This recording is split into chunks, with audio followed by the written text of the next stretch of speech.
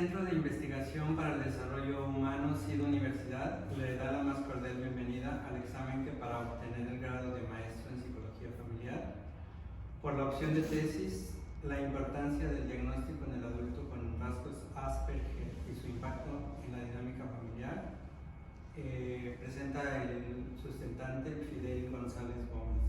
Ante el jurado, que está integrado por este acto por los maestros, secretaria Rosaura Rochas Sánchez, maestra vocal, la maestra Rebeca Morales Rivera, y su servidor, maestro Guillermo Rosario Flores Flores. Felicitándole primeramente por llegar a este momento de culminación de estudios y continuar su vida profesional con el grado que lo acreditará como maestro en Psicología Familiar. A continuación,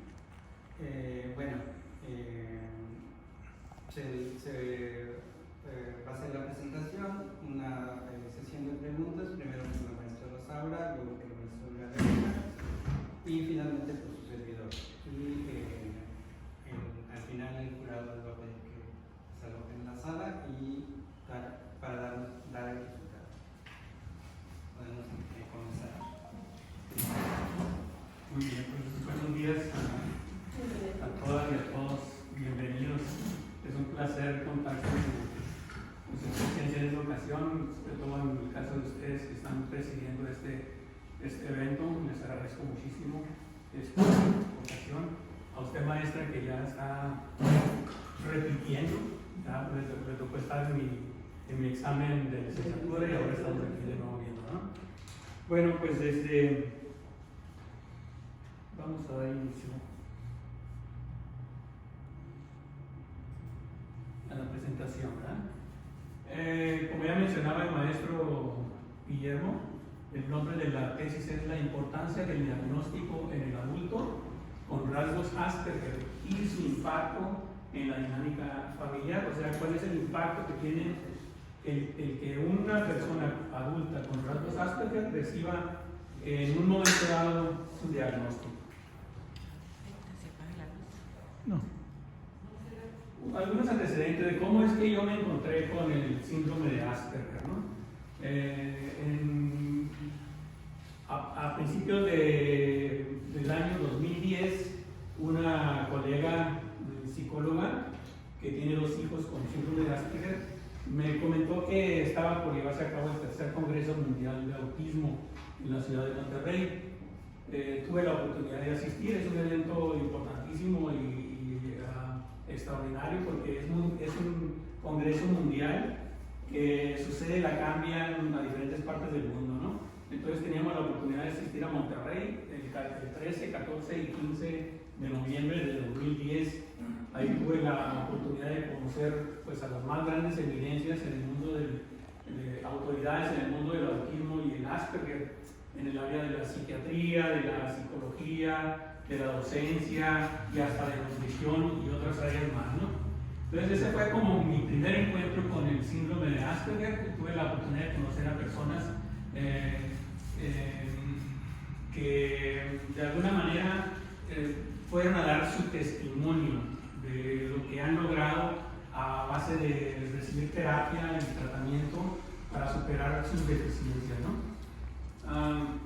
El segundo encuentro y el más emotivo es yo tuve la oportunidad de atender a un niño de 6 años del colegio Pierre Ford.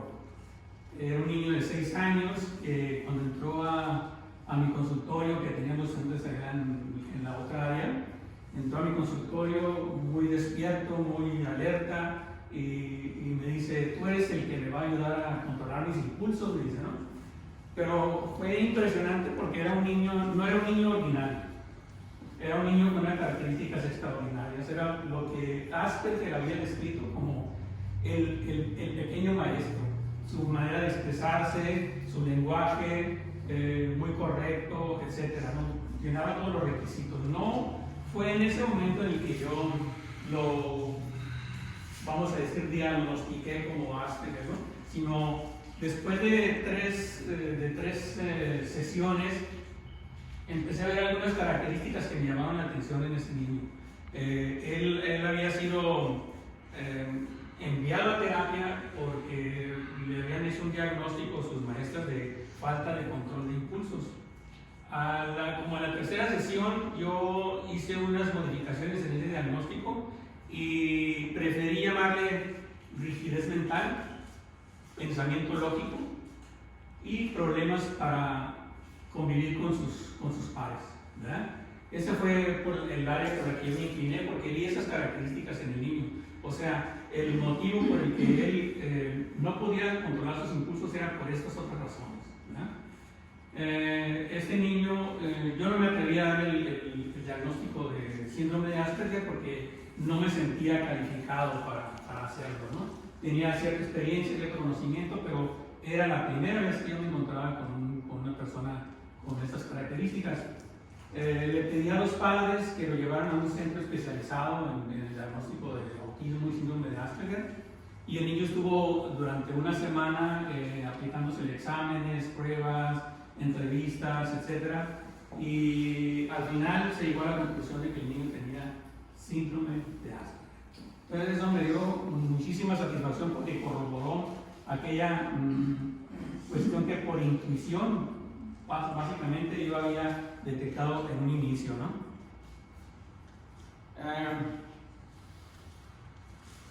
Bien, está muy extractado el contenido de la tesis, pero creo que por lo menos estoy tocando los puntos que desde mi punto de vista son los más relevantes, ¿verdad? Okay. En cuanto a la etiología del síndrome de Asperger, hay muchas dudas, no hay nada firme, no hay nada certero, no hay alguien que se atrevido a decir este es el origen de la condición, ¿verdad?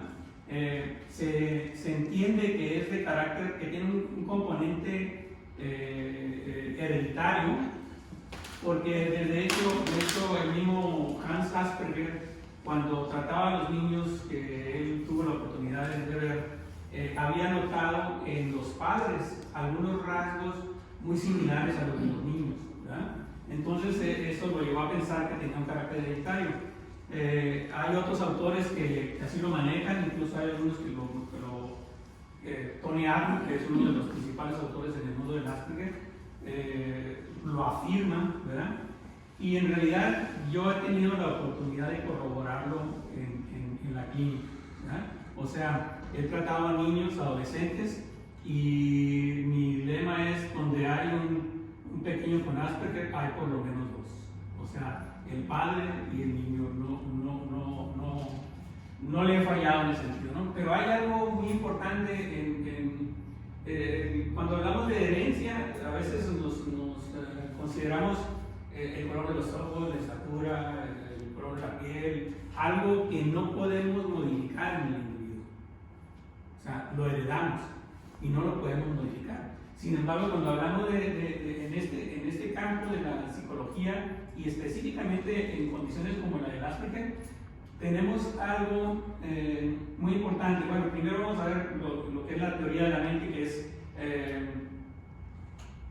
no hay una certeza en cuanto a la etiología de carácter hereditario, pero hay teorías. Tenemos teorías que pretenden explicar cuál es el origen del síndrome de Asperger, ¿no? Y una de ellas, la más atinada, es la teoría de la mente. Le decimos teoría de la mente, sabemos que es la mente, ¿no? Pero decimos teoría porque la mente no es un ente, una entidad que podamos palpar, que podamos tocar, que podamos ver en una resonancia magnética, etc., ¿no? La mente es el resultado de trillones y trillones de operaciones que se realizan en el cerebro, consecuencia del funcionamiento de este mismo cerebro, ¿no? Entonces, la teoría de la mente nos habla de que es la habilidad de inferir estados mentales como pensamientos, deseos, sentimientos, intenciones en otra persona y utilizar dicha información para interpretar la conducta, así como regular y organizar el propio comportamiento. Es decir, el individuo, decía Fritz Perls, todas tus percepciones, le decía a sus pacientes, todas tus percepciones, el 80% de tus percepciones son proyecciones. Y se les quedaba mirando muy fijamente y luego les decía, y del 20% restante también. También, ¿verdad? O sea, no daba lugar a duda, ¿no? Y es lógico. Yo puedo inferir que el otro piensa porque yo pienso. Puedo inferir que tiene deseos y sentimientos porque yo los experimento. No hay otra manera de indagarlo, o sea, no hay otra manera de entender que el otro siente emociones o que tiene pensamientos más que porque yo los experimento. Y entonces proyecto esta información en el otro, puedo entender al otro. Pero ¿qué pasa entonces si yo tengo deficiencia en mi capacidad para experimentar emociones? Entonces también de la misma manera proyectaré en el otro esas deficiencias, o no entenderé, o no seré capaz de comprender si el otro siente o a qué nivel siente, o qué es lo que siente. Lo mismo que las intenciones, los pensamientos y los deseos, ¿no? Entonces,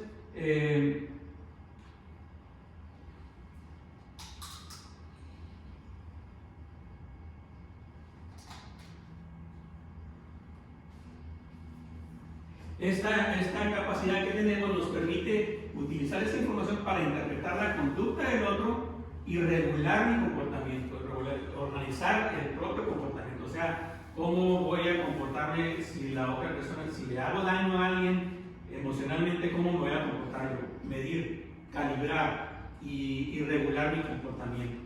¿Sí? Interpretar automáticamente situaciones diversas. Dividimos las personas en el campo del Asperger, les gusta dividir el mundo en neurotípicos y Asperger, ¿sí? Para diferenciar a las personas que no tienen síndrome de Asperger del resto del mundo, ¿verdad? Entonces, en el mundo del neurotípico existe la capacidad de interpretar automáticamente situaciones diversas como son esto de los pensamientos, los deseos, etc. ¿Sí? Las personas con Asperger, por sus limitaciones, tienen la necesidad de aprender. Es decir, no tienen esta capacidad innata, pero la pueden aprender. A los niños incluso, por ejemplo, para distinguir si una persona está alegre, o si está triste, o si está enojada, le mostramos gráficas con los rostros y las expresiones de los rostros, para que el niño pueda entender la emoción del otro. Entonces, el neurotípico se da la interpretación automáticamente, mientras que la persona con Asperger tiene la necesidad de aprender. Lógicamente que esto tiene repercusiones en el comportamiento social y la capacidad para leer la mente. No es leer la mente en el sentido de que te voy a leer la mente, sino entender los sentimientos, las intenciones, etcétera, del otro, ¿no? Y otra deficiencia en el mundo del Asperger es lo de la generalización, o sea, puede tener una experiencia el individuo, puede aprender de esa experiencia, pero le cuesta trabajo generalizar, o sea, llevar esa experiencia a otra similar y aplicar el aprendizaje. ¿Sí? Entonces, esto es la génesis de los problemas de la comunicación y la socialización. O sea, ¿cómo puede una persona que no es capaz de interpretar las intenciones del otro, los deseos, los sentimientos, etcétera? ¿Cómo es capaz hasta qué nivel puede convivir adecuadamente con su entorno? Bueno, parte de esta teoría está sustentada en las neuronas espejo. Las neuronas espejo o neuronas especulares que se descubrieron hace apenas unos 20 años, ¿verdad? Que se sabe que están prácticamente en todo el cerebro, ¿verdad? Principalmente en el lóbulo frontal, el lóbulo parietal, la corteza insular y el cíngulo, que son encargados, el cíngulo se encarga de registrar todo lo que es las emociones, el dolor, la corteza insular la relacionar con las emociones también, parte de las emociones y el dolor, el lóbulo parietal que se encarga de integrar la información de los sentidos, o sea, todo lo que yo percibo, lo integro, lo interpreto y puedo adecuadamente llevar a cabo una conducta, ¿verdad? Entonces, las neuronas espejo están invaden todo el cerebro, incluso hay algunas resonancias magnéticas en las que la alegría se encienden prácticamente neuronas en prácticamente todo el cerebro, ¿sí? O sea, el cerebro está inundado de neuronas espejo, ¿verdad? Entonces, son las que se encargan del aprendizaje vicario, del que hablaba Albert Bandura, ¿verdad? Ese aprendizaje que tenemos el aprendizaje que llevamos a cabo a través de la enseñanza o del ejemplo de nuestros padres, de nuestros maestros, etc. Todas las conductas que aprendemos durante nuestra infancia a través de observar, ¿verdad?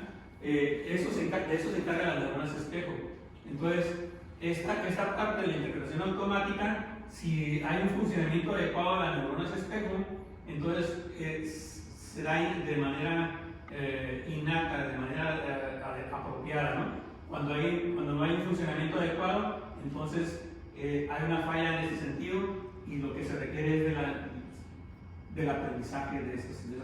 O sea, hay que enseñarle al niño, ella se está riendo, él está enojado, etc. ¿Sí?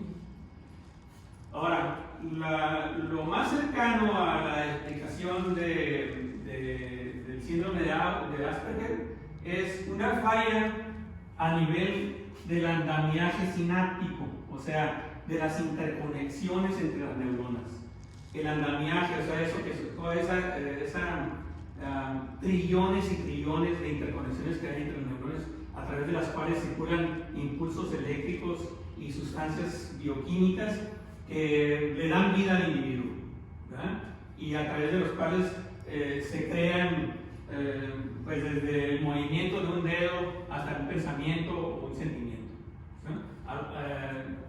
Lo que se estima es que hay una falla a ese nivel y por eso se generaliza hacia todo el cerebro y por eso la imposibilidad o la dificultad extrema de determinar si es o no es de carácter hereditario.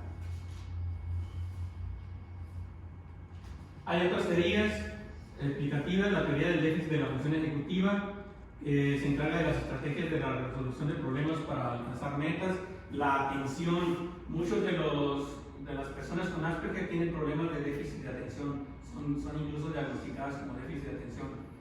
Problemas con la memoria de trabajo, la memoria inmediata, planificación, organización, finalización. Esto de finalización, para entenderlo, un paciente con Asperger pinta una pared, para eso pone tape a todo alrededor de la pared, quita las tapas de los contactos, pinta la pared y luego se le hace difícil retirar el masking tape y poner las tapas de los contactos. O sea, se le hace difícil. Algo tan insignificante se le hace difícil. Y hay muchas otras tareas, eso es un ejemplo nada más, pero hay muchísimas otras tareas en las que al individuo le cuesta trabajo finalizar. Tuve un paciente, un empresario, que llevaba como 3 empresas iniciadas, o sea, son grandes, ¿cómo se llaman? Grandes emprendedores. Tenía 3 empresas que había iniciado, había ganado millones de pesos, pero todas ellas habían fracasado a los 3 años. O sea, tenía un gran empuje para iniciar una empresa, pero mucho problema para darle continuidad y finalizar, ¿verdad? La inhibición de respuestas inadecuadas es muy común en el síndrome de Asperger. Las personas con síndrome de Asperger en una plática les cuesta trabajo, como habían dicho, interrumpen al interlocutor. Les es difícil mantenerse callados y esperar a su turno, ¿sí? Entonces, tiene problemas para la inhibición de respuestas inadecuadas.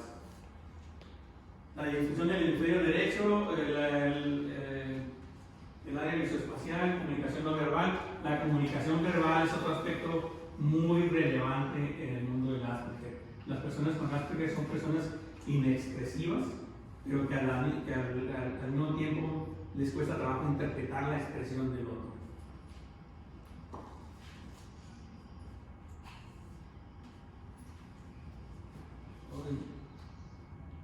Bueno, este es otro aspecto. Este se complementa con la idea de la teoría de que el origen es de carácter hereditario. O sea, sí es hereditario, pero ¿hay maneras de cambiarlo? ¿Hay maneras de modificarlo? Bueno, En las últimas décadas de numerosos clínicos e investigadores interesados en el estudio de los trastornos psicológicos de la infancia y la adolescencia han consolidado el modelo teórico conocido como psicopatología evolutiva o psicopatología del desarrollo. En este enfoque de la psicopatología, tanto la conducta normal como la anormal se entienden como variaciones dentro de un continuo de rasgos o características y no como fenómenos dicotómicos. O sea, esa es una de las críticas que se hacen al DSM-5, ¿verdad? De que es dicotómico, o lo tienes o no lo tienes, pero no hay manera de tamizar el nivel o la intensidad en la que se tiene la condición, ¿verdad? Entonces, bajo estas condiciones, o de acuerdo a esta teoría, las personas ejercen un rol activo en la dirección del curso de su desarrollo. El contacto con el medio ambiente puede propiciar que algunas deficiencias sean superadas.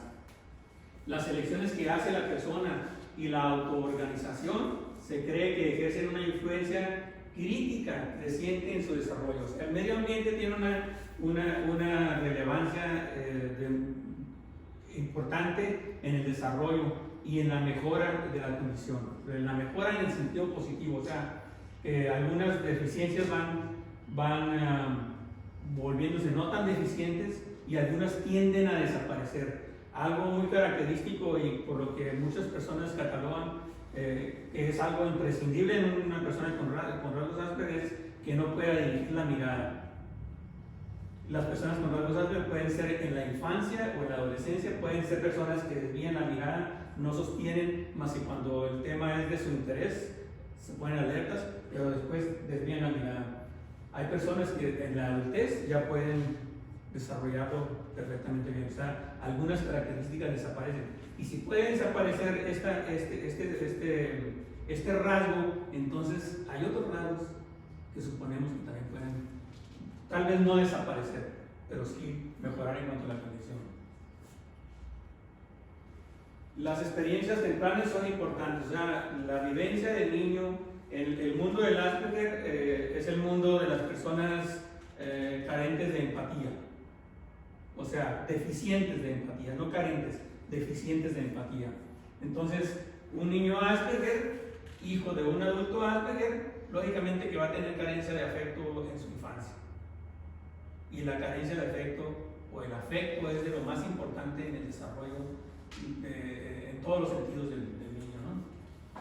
Durante el desarrollo se van integrando más los sistemas cognitivo, afectivo, social, biológico del niño y del adolescente, permitiendo así que diversos mecanismos de vulnerabilidad o de protección actúen de forma sinérgica en el desarrollo de un trastorno. Va haciendo ajustes en su comportamiento, por lo que el cuadro clínico y la sintomatología se ven modificados cuantitativa y en ocasiones cualitativamente a través de la experiencia. ¿Sí?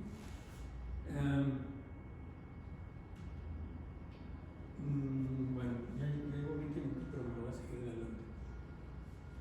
¿Sí? ¿No hay problema? ¿Quieres continuar? 10 minutos. 10 minutos, ok. Sí, bueno, ya me queda poquito. Y me quise extender en los primeros porque es de lo más interesante de la teoría. La prevalencia contra la invisibilidad, o sea, el adulto es prácticamente invisible. ¿Cuántas personas ustedes con síndrome de Asperger saben que andan por ahí? O sea, hay personas que hasta que no escuchan el tema tienen conocimiento de ello. Yo creo que ustedes son un experto porque leyeron la tesis, ¿no? Pero ¿cuántas personas con síndrome de Asperger hay ahí en la calle?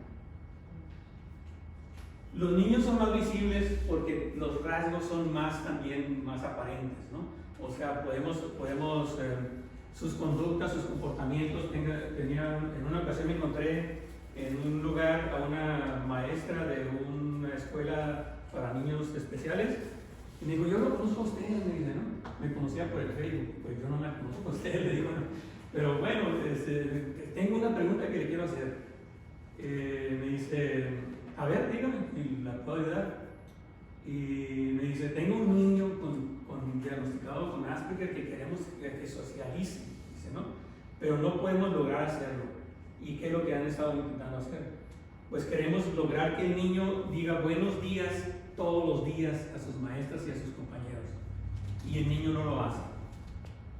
Bueno, le digo, ¿y ya le preguntaron al niño por qué no lo hace? No.